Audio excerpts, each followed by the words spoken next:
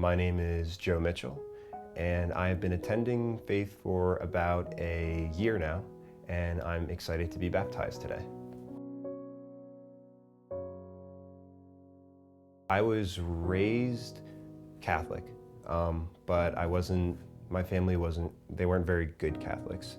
They would just go for, Christmas or Easter, and it would sort of just be, if someone were to ask our family what our religious affiliation was, we would be Catholic. But I knew that I never had any religious affiliation myself. I didn't know what I believed. And it wasn't because I didn't care, but it was because I cared so much that I didn't want to just take anything at face value and then just believe in it for the sake of believing in it. So I have a huge passion for philosophy, so I would read these philosophical books. I would read about, different religions or no religion at all. I would read a lot about like Immanuel Kant or Friedrich Nietzsche, and I would just sort of contemplate it myself.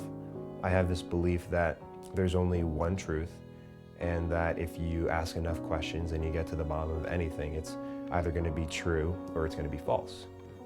So that was a process that took, years. So it started with my sort of Catholic affiliation and how much I agreed with that or didn't agree, or where I really felt like I came from with that. And I would just, sort of be curious about different religions. And then after I graduated high school, I met Sarah and we got to know each other. And then eventually she started sharing the gospel with me.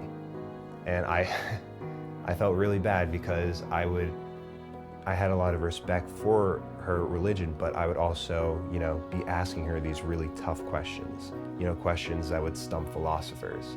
And we would spend hours and hours and hours just talking about it and really just contemplating, her religion. And then I started going to church. I started asking more and more questions to, more religious figures in the church and even outside of the church and family and whatnot. And then eventually, I was walking out of work one day, and I had food in my hand, and I saw a man on a bicycle going from car to car, like talking to them for a couple minutes or so, and then walking away. And I just heard a voice in my head that said, "You need to give him your food." And then immediately after, I thought to myself, "Oh, you should give him your food." And I was sort of taken aback because I realized that I had thought to give him my food, but before that, a voice had told me. And I think that was like the first time in my life that God had spoken to me in a very, real sense. So I gave him my food. And after that, I began to realize that the reason I didn't believe in God wasn't because there was lack of evidence or lack of validity.